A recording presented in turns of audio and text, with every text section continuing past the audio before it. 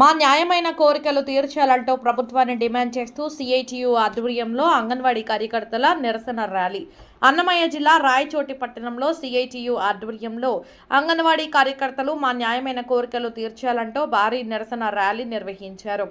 ఈ సందర్భంగా జిల్లా అంగన్వాడీ గౌరవ అధ్యక్షురాలు భాగ్యలక్ష్మి మాట్లాడుతూ, రాష్ట్రంలో డాక్టర్ బిఆర్ అంబేద్కర్ రాసిన రాజ్యాంగం అమలు కావడం లేదని 1975వ సంవత్సరంలో అప్పటి ప్రధాని శ్రీమతి ఇందిరాగాంధీ ప్రభుత్వం మాతా శిశు సంరక్షణ కోసం ఐసిడిఎస్ ప్రాజెక్టును స్థాపించడం జరిగిందని, అప్పటి నుండి దేశవ్యాప్తంగా అంగన్వాడీ కార్యకర్తలు మాతా శిశు సంరక్షణ కోసం ప్రభుత్వం నుంచి వచ్చే పౌష్టికాహారం తల్లి బిడ్డకు సకాలంలో అందిస్తూ వారి ఆరోగ్యానికి సంబంధించిన టీకాలను సకాలంలో వేపిస్తూ పలు సేవలు అందిస్తూ జాగ్రత్తలు తీసుకోవడం జరుగుతుందని అన్నారు.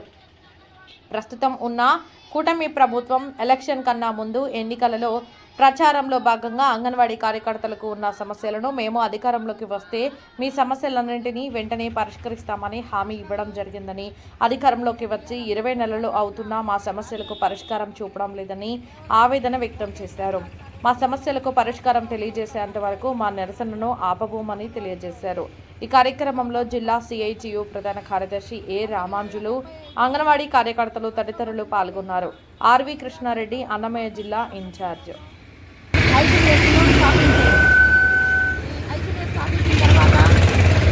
పిల్లల గర్భస్థ నుంచే ఉన్నప్పటి నుంచే తల్లి బిడ్డ ఇద్దరి ఆరోగ్యం కోసం పౌష్టికాహారం ఇస్తూ తగిన సమయంలో వాళ్ళకు టీకాలు వేయిస్తూ వాళ్ళ ఆరోగ్యం గురించి కానీ పౌష్టికాహారం గురించి కానీ అంగన్వాడీలో కీలక పాత్ర పోషిస్తూ ఉన్నారు దేశమంతా కూడా. కానీ రాష్ట్ర ప్రభుత్వం ఎలక్షన్ ముందు అధికారంలో రాకముందు వైసీపీ ప్రభుత్వం ఏమాత్రం మీకు జీతాలు పెంచలేదు. 42 రోజులు అంగన్వాడీ మహిళల్ని రోడ్డు మీద పెట్టి ఇబ్బందులు గురి చేస్తూ ఉంది.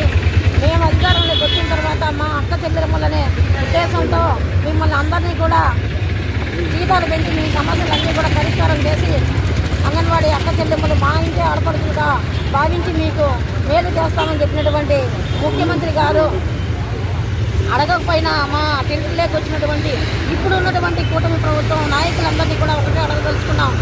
మేము 42 రోజులు సమ్మె చేసినప్పుడు మేముండా మీకు అండగా మేము వచ్చిన తర్వాత మీ జీతాలు పెంచుతాం, మీ సమస్యలు పరిష్కారం చేస్తున్నటువంటి చెప్పినటువంటి ఇప్పుడు కూటమి ప్రభుత్వం నాయకులు ఈరోజు ఏ కలిగిలో సాకనే ఉన్నారని సందర్భంగా ఇప్పుడు కూటమి ప్రభుత్వం నాయకులను అడుగుతాను. ఒకసారి కలిగిలోంచి వచ్చి అప్పుడు మా టెంట్లో ఎలా చూస్తున్నారో ఈరోజు కూడా మా టెంట్లో అడిగి తెలుసుకొని మా సమస్యలు పరిష్కారం చేయాలని కూడా ఈ సందర్భంగా కూటమి ప్రభుత్వ నాయకులను అడుగుతా ఉన్నాం. ఇంకో విషయం ఏంటంటే అంగన్వాడీలను దేశ ద్రోగుల సంఘ విద్రోహ శక్తుల అని కూడా ఈ సందర్భంగా రాష్ట్ర ప్రభుత్వాన్ని ప్రశ్నిస్తూ ఉన్నాం. అంగన్వాడీలను ఇబ్బందులు చేస్తూ ఒక్కొక్క ప్రజల దగ్గర నుంచే తరిమి కొట్టించే ప్రయత్నం చేస్తూ ఉన్నారు. ఈరోజు అంగన్వాడీ ప్రతి ఒక్క అంగన్వాడీ బెనిఫిషరీస్ అందరికీ కూడా ఫోన్లు చేసి ఆన్లైన్లో అందరి పేర్లు ఉన్నప్పటికీ కూడా ఫోన్లు చేసి మీకు అంగన్వాడీ సేవలు బాగా అందుతూ ఉంటే 1 నొక్కండి, అందకపోతే 2 నొక్కండి అని ప్రజలకు ఫోన్లు చేస్తూ ఉన్నారు. ఆ ప్రజలకు ఏది ఎక్కడ నొక్కాలో కొంతమంది తెలియని పరిస్థితి.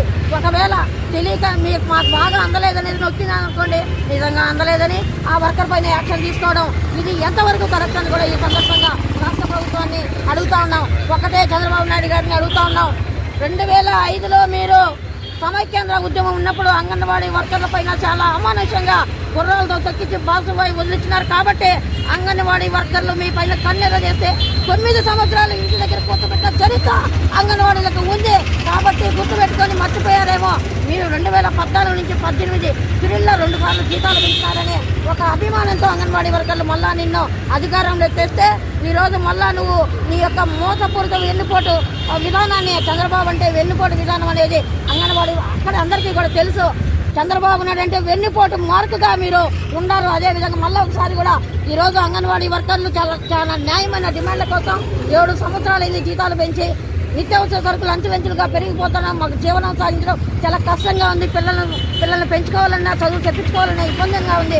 కాబట్టి పెరిగిన ధరలకు అనుగుణంగా ఈరోజు అంగన్వాడీలకు వేతనాలు పెంచాలని చాలా సానుకూలంగా శాంతియుతంగా అలంకార సెంటర్లో ధర్నా నిర్వహిస్తూ ఉంటే మేము ఈరోజు ఆంధ్రప్రదేశ్లో బ్రిటిష్ పాలన కన్నా ఎక్కువగా ఈరోజు ప్రతిపక్ష పార్టీ పాత్ర పోషించినటువంటి చంద్రబాబు నాయుడు మా టెంటర్లోకి వచ్చి అంగన్వాడీలకు వేతనం పెంచుతాం, న్యాయం చేస్తాం, జగన్మోహన్ రెడ్డిని ఓడించని చెప్పి ఓట్లు వేయించుకొని అధికారంలోకి వచ్చిన తర్వాత 2 సంవత్సరాలు అయినప్పటికీ వేతనాలు పెంచకుండా కళ్ళబుల్లి మాటలు చెబుతూ సమయం దాటవేస్తా ఉన్నాడు.